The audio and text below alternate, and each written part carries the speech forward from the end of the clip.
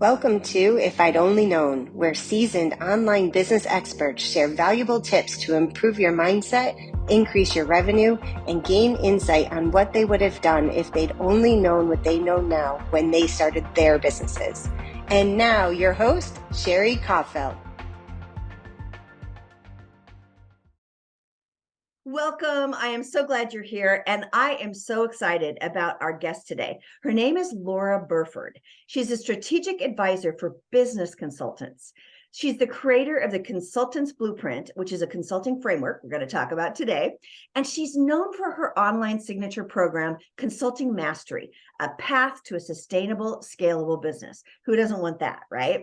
As an author, YouTube video creator, and storytelling speaker, her focus is on educating her audience on what it takes to succeed as a consultant. Welcome, Laura. Well, thank you very much. I am looking forward to today's session because we're going to talk about a topic dear to my heart. Oh, yes, I know it is. And we're kind of cool because we're kind of two sides of the same coin, because I work with more small business owners and you work with more, what would you call them, small companies? The small companies, but many of them are solo consultants who are going out on their own and they're trying to figure out how to be successful. Yeah, very cool, very cool. Well, now I know in the work that you do, you talk a lot about the consulting blueprint. Can you tell us a little bit more about what that is and how it is important for consultants? And how it came about? It's one of these. As you and I've spoken in the past, and you know me a little bit, I've spent most of my career as a consultant. This is not something that I just woke up one day and said I was going to become a consultant. I spent most of my career as a consultant. And when I did eventually go out on my own, I made tons of mistakes. And I said I had 10 years of Big Four consulting. I had started consulting organizations for major. Why am I making the mistakes? And part of it was I couldn't find a blueprint to follow. Since you work with small businesses, there's a lot of blueprints telling a small business owner, particularly if you're going to start a retail operation or you're going to start that, how to start the business. But there wasn't anything specific really for consultants. Right. So over time, I created something called the Consultants Blueprint. Now, are there other frameworks out there? Yes, there are. Is this mine? Yes. But there are a couple areas that I believe every consultant needs to hone to become successful as their own boss. Absolutely. That's what this framework is. It's at a strategic level. What do you need to do? Because you have to understand big picture before you can start dealing with the tactics. Absolutely. So many times we deal with the tactics and we forget that big picture. So the consultant's blueprint is that big picture. Love it. So I understand there are some areas of the blueprint. Tell us about one of the ones you think is really important. There's 4 areas. Okay. And they're all important, but the first one I think is the most important. And it's interesting because when people come to me and they're struggling or they're stalled and they're saying, well, I don't know how to go about getting clients or creating clients. Most of the time, their problem isn't there. It's back at the first area I talk about, which I call their business core. And I relate to your body. You have a core in your body. If you don't keep that core of your body stable and strong, you're going to have troubles walking or functioning in life. The same thing with your business core. And your business core consists of your focus, the one thing you want to be known for, your ideal client and where you find your ideal client, and your point of view to service. And your point of view is not your value prop. Your point of view is what makes you unique. It helps you stand out because that's how you help your clients achieve what they want to achieve. That's the journey you take your clients on. Yeah, it's so interesting you mentioned that because that's very analogous to what I do with my clients and that foundation. Why is it that you think so many businesses want to skip that part? Because we don't emphasize it and it's not sexy. Yeah. It's not sexy. I hate to say it. It's the nuts and bolts. And I explain to people who say, well, I have to write my business plan before I can do anything. I'm like, can the business plan until you get that core ironed out. I don't want you writing a business plan. And they look at me like, what in the world are you talking about? I'm like, you have to figure out what is that one thing you want to be known for. And as you're doing that, you're actually working on defining what's going to make you credible. Right. And it helps you refine what the right strategies are for you to get clients. Yeah, everything. And when I talk to people, particularly people that have only had 2 or 3 clients, and one of those clients just happened to be their old boss. Right. Yeah. I recommend that they take time validating. And they look at me like, what do you mean by validating? I said, take time validating. Are people really interested in what you want to do? And how you want to help them? Well, why wouldn't they be? I know there's a problem. I'm like, no, you really don't. You have an idea, but until you spend time talking and researching, you're going to, you're just throwing darts at the wall. So spend some time. So that's the first area, is your business core. And that leads into how you go about creating clients and getting clients. Yeah. And that's the second area, is building relationships to get clients. Relationships. I love that word. Tell us more about that. Relationships. Consulting is a relationship business. You got to get to know people. Somebody said, well, they have to know you and like you. I'm like, they have to know you. They have to trust you. And I explained to somebody, in a prior life before I went out on my own, I had people hire me not because they really liked me. And the reason they didn't like me is I'm from the North and they were from the South. And nothing to do with me personally.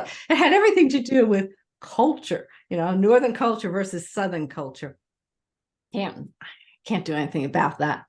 But you have to build relationships. You got to get to know people. That's the talking one-on-ones, the communicating. And it's taking the time to be strategic as to how you go about building those relationships. Where do you strategically network? Who do you strategically connect with? How do you I think that's great. And you're awesome at that. I think you're awesome at keeping in touch. You're awesome at making it about the other person, not as much about you. So, tell us, I mean, how do you nurture the potential clients you have? Carefully. Yeah. I know that sounds terrible to say carefully. I make it a point to talk to people, keep notes, and follow up on a regular basis. Oh, there's that follow-up word too. Follow up. It's so hard to go to an event, and I'm sure you've heard this, go to a networking event, whether it's online or in person, and connect with people. Go back to your office, whether it's a home office or office in a building, and not follow up. If you follow up, you just wasted your time networking because you're not strategic about how you do it. I tell my clients, if you are not going to take the time to follow up after a networking event, save your time and don't go at all. Don't go at all. I agree with you. And I'm sure you saw this when COVID hit and everybody was jumping on Zoom calls. I was telling my clients, what are you doing? Why are you jumping on another Zoom call? You're zoomed out. Yeah, but we're networking. I said, no, you're not. Pick the ones that make sense for you and go to those and then follow up. And that's what you need to do. Yeah, that is gold right there, because it's that throwing marketing spaghetti against the wall too. It's like, I'll go to 10 different marketing events and see if any of them stick. So I love that. I love that. So what else in the blueprint? We've talked about the business core and about relationships. That's the second one. The third one is, how do you engage with the client? Okay. How do you go through the discovery meeting? How do you go through that discovery meeting to find out exactly what their problem is? If you've built relationships right, and I tell this to people, if you've built the relationship right, that discovery meeting's pretty easy. I'm not saying it's easy, but it's pretty easy because you've gotten to know the person a little bit. Right. And you can have an open conversation with them. If you don't know the person, going through a discovery meeting is harder. And that's just how it is. But how do you go through that discovery meeting so that you can create and come up with an approach, and that approach should be tied back to your point of view, which you've been talking about all along, so that you can help them achieve what they want to achieve. And then how do you price it? Mm-hmm. So that's the third area. I want to go back for right before the third area. This is a question I get a lot from my clients, and I'm sure you do too. How do you know when is the right time to go to ask for that discovery call? I always hope that they ask me. I love that. Yeah. Being, hey, that takes the burden off of me. But if you've been talking to them for a while, you're going to be in a position to be comfortable enough to say, you keep mentioning this problem. Would you like some help? Mm-hmm. And it's also making sure they understand what you can help them with. I had somebody come to me and say, I've been building this relationship and they have a problem, and they went to somebody else and asked for help. I said, well, have you been clear as to what you do and how you can help? How's your messaging been throughout all your conversations? What stories have you been telling when they say they need help? Oh, well, we go out, we have lunch, we talk about family, we talk about this. I said, you've been focused on building a personal relationship, not a business relationship. So you need to make sure you build that business relationship. There's nothing wrong with building the personal, but you're there to build a business relationship. Personal relationships, great. I have personal relationships with many of my clients, but business relationship first. And that means being real clear as to how you articulate what you do and who you help and how you do it. That's so true. Did I answer your question there? Yes, you did. Absolutely. And a lot of what I heard is trust your intuition. Yes. Trust your gut. Yeah. We know, and we don't listen to our gut enough. And so that's what I say is just, you will know. And, or like you said, you started is hopefully they're just going to ask you first. Cause that's, I love it when they say, hey, can you help? And the hardest is when somebody does come to you. And I don't know if you've had this, but I've had it where somebody comes to you and they want your help.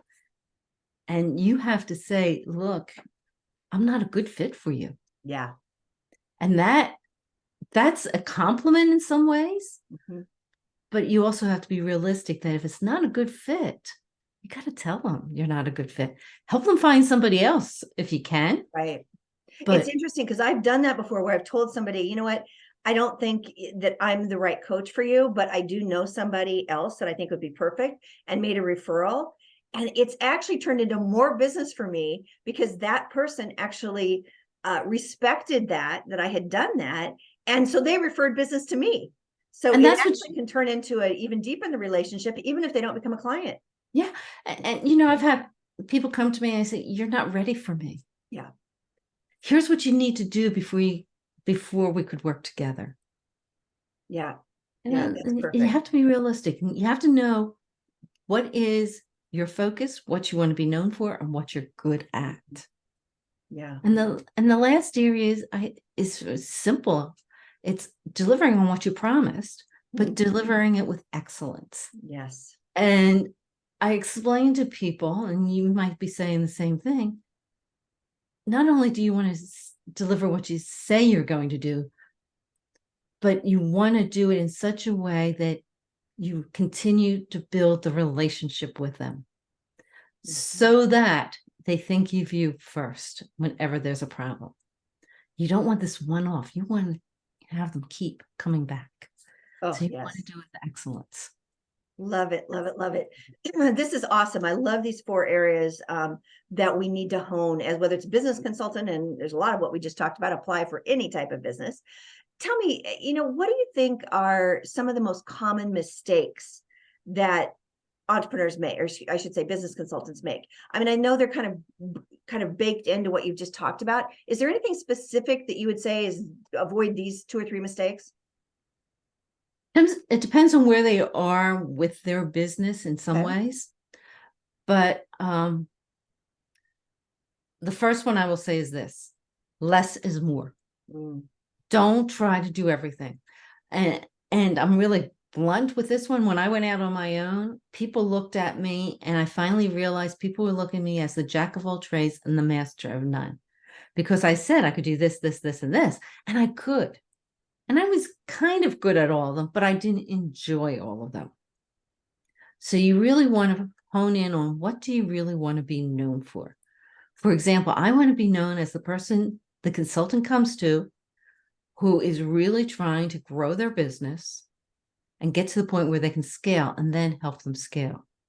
So that I don't work with every type of business. I only work with that person that has that experience and expertise, has what I call their magic, and help them grow. So less is more. Be very specific with that.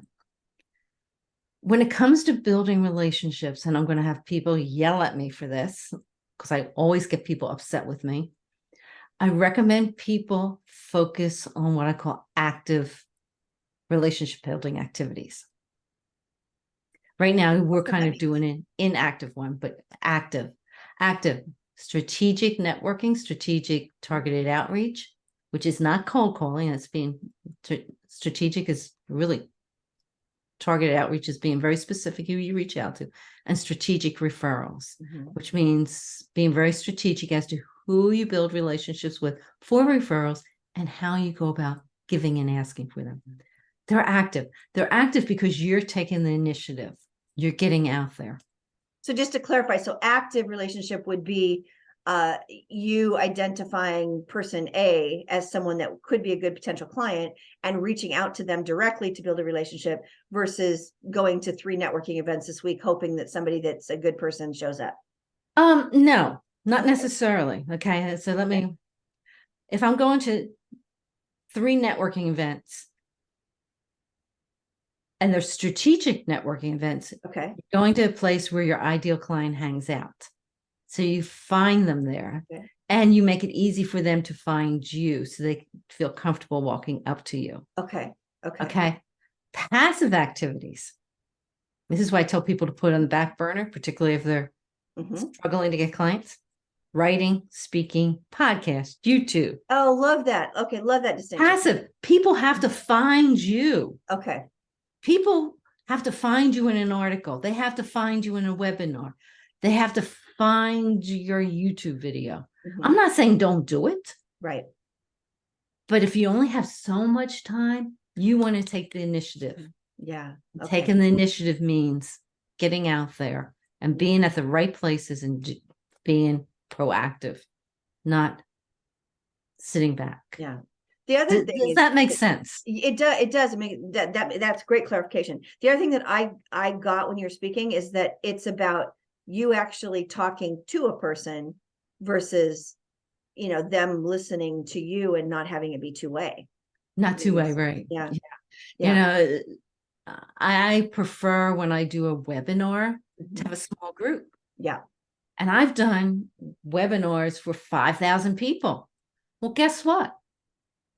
I don't like doing webinars for 5,000 people, because all I'm doing is talking. Exactly. I so agree with you on that one. I'd much rather have interaction and be able to actually get to know even a few people in the room than, talk for 90 minutes. Nobody wants that anyway these days. No, they don't. The attention span's not there. I know for myself it's not there. Yeah, they won't stay anyway. That is so funny. Very cool. Well, you have just been a fountain of knowledge, which I knew you would be. And I loved the distinctions in terms of the 4 areas that consultants really need to hone. And I love that discussion at the end about the common mistakes. So I know you have a free gift that you want to offer the listeners. So tell us about that. If you're a consultant and you've been working as a consultant, I have something called a consultant assessment. It's nothing fancy. It's just statements, yes and no statements that you read and you say yes, no. Many people put maybes next to it. It takes about 10 minutes to go through. I don't want you to spend hours going through, but it's going to give you an idea of what do you know, what don't you know, what might you need to hone. And it does tie to the consultant's blueprint, which is that high level, and it does tie to the 4 areas, which tend to be a little tactical. But go through it. assess yourself. After you assess yourself, if you're interested in spending an hour talking to me about where you are at, what you want to do, discuss some ideas to help you get over some humps or how you can improve something, reach out. It's a free hour. It's just to help you come up with some ideas to help you move forward. But the best thing to do is do the assessment first, because that helps us have an intelligent conversation. Wow, that is so generous, because an hour with you is priceless. So I'm going to put the link to the free gift in the show notes below here. Make sure you take Laura up on this, because it's that not only will you learn from the assessment, but I'll personally guarantee that you're going to learn from spending an hour with her. Usually, very good. Usually, Sherri, when people spend an hour, they walk away with at least one idea that they can implement immediately. So if you can walk away with one idea you can implement immediately, I think that's a good deal. Oh, that is an amazing deal. Very cool. Well, Laura, before you go, there's one last question that I want to leave you with. Not leave you with, have you answer. Okay, go ahead. If you had known everything that you know today when you started your business, what would you tell your new entrepreneur self? Couple things. One, I would not have gone and spent money on a website, cards, all this literature until I was really clear as to what my one thing was going to be. And the other thing is, I would have reached out for help sooner versus later. They're the two things I would put there. I did something that when I went out on my own, I had started consulting operations for corporations. So I reached out to the Small Business Development Center here because I couldn't find somebody that understood consulting.